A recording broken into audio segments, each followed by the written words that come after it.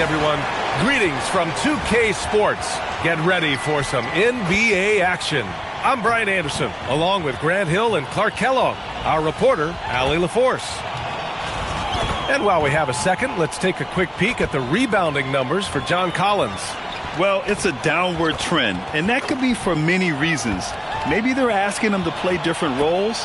Sometimes it's the guys around you. If you're playing alongside a great rebounder, there aren't as many boards to go around. So you really have to dig into the details to understand why this is happening. So the opening lineup here for the Clippers. It's Collins at power forward with Lopez at center. Benedict Mathurin is out there with Chris Dunn.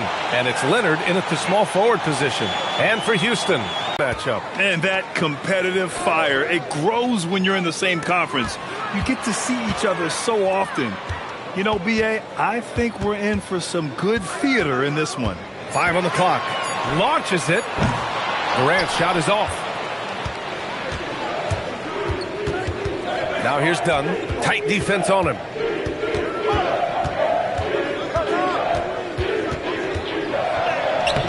That shot off the mark. Thompson with some nice D. Durant against Leonard. Durant surveying the D.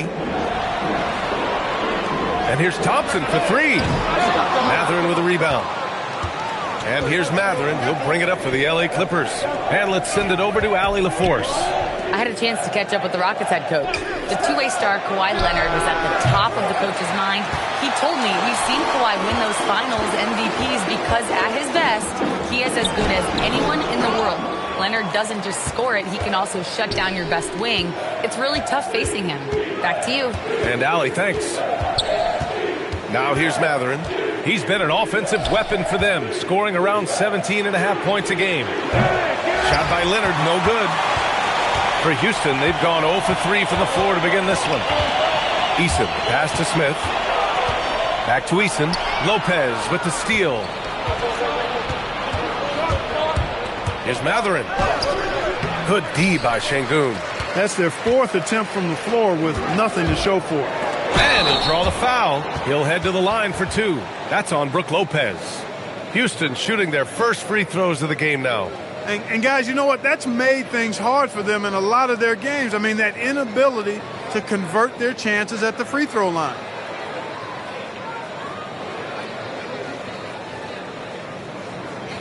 Take a break. Take a break. 2 shots.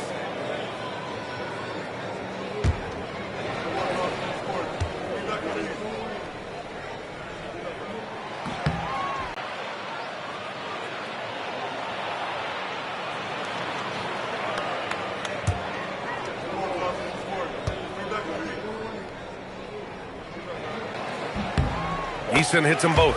All right, on the line, we've got our insider, Shams Charania. What do you have for us, Shams?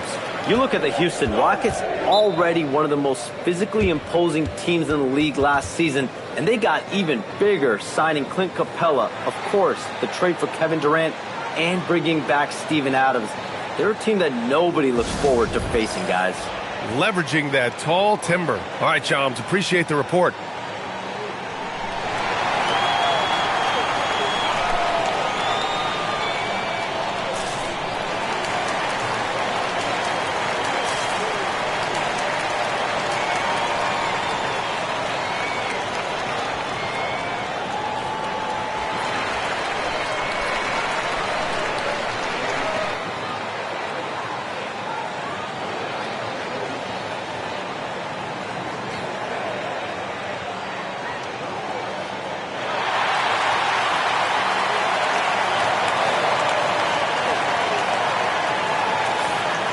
Already it's February. Let's see how things look out west.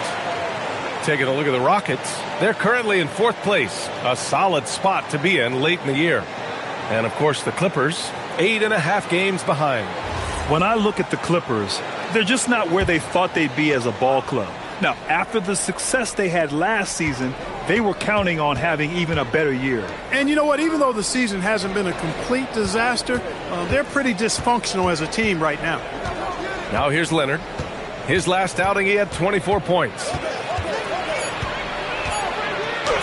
Count it. And that shot gets him in the books. He's 1 for 3.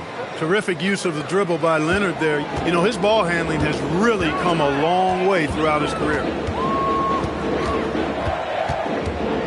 Outside Durant. Chalk up 2 there. The first bucket for this offense, 1 of 4 to start the game. Pass to Dunn. Lopez, the screen. Dunn with it. Working on Thompson. The shot by Dunn, no good. Smith passes to Durant. This one for 3. Counted from distance. Durant's got 5 now. Well, Durant's reputation at the arc is solid, and good reason for that. He's a consistent sniper. Lopez, the screen on Eason.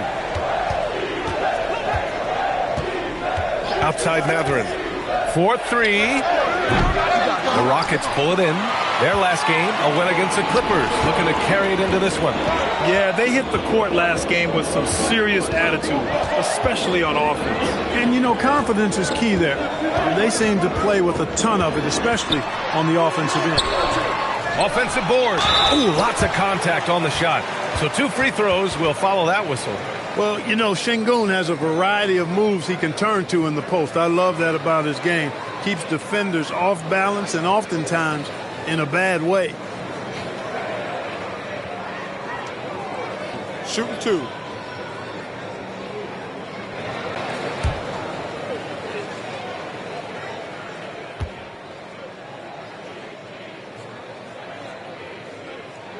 First free throw is good.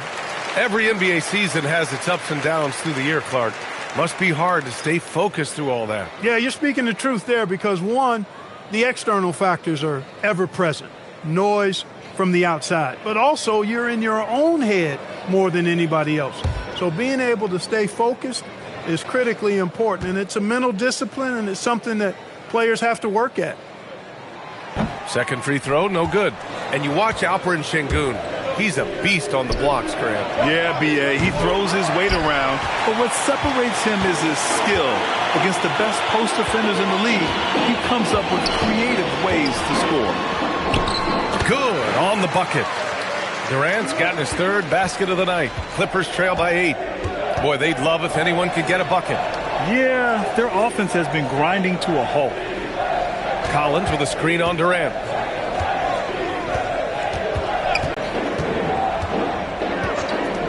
Thompson outside. Back to Durant.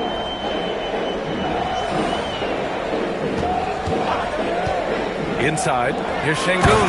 And Şengün throw it down. Working that pick and roll action superbly. Şengün knows exactly where he needs to be. Dunn outside.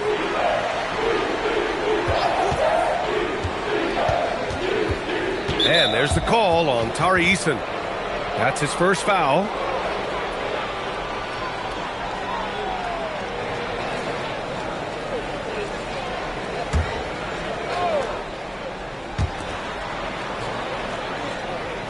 Now here's Leonard. He's a tough guy to check, averaging almost 28 points a game. Well, it's clear he's frustrated. Just needs to slow things down a touch and let the offense come to him. So far, rebounding has been a focal point for them. And the trend they'd love to continue right through the next 3 quarters as well. Clippers trail by 8. Here's Benton. No made baskets yet. Collins against Şengün. The basket's good. Off the assist from Thompson. Şengün's got 5 now. And they may have talked about shot selection coming into this. Now Dunn. As far as his production, he's averaging about 8 points per game. Leonard on the wing. Screen on Matherin. Here's Durant. And another basket for Houston. Intelligent basketball. Keep feeding the hot hand. Clippers trail by 7. And so Ty Lue calls a timeout. He's going to take a minute to regroup with his players. It's now a decade in the league for Chris Dunn. What's helped him stick in the NBA, Clark? I think it's his defensive prowess, B.A., quite honestly. I thought he would be better overall, but defensively is where he's made his mark.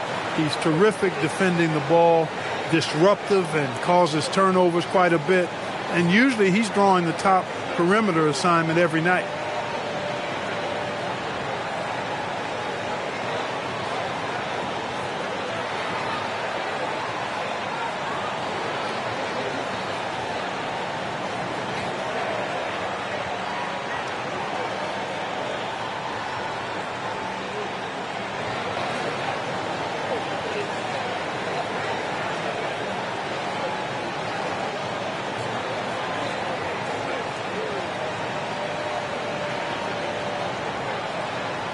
Houston making some changes. Capella, he's checked in for Alperen Şengün, and it's Shepherd in for Eason.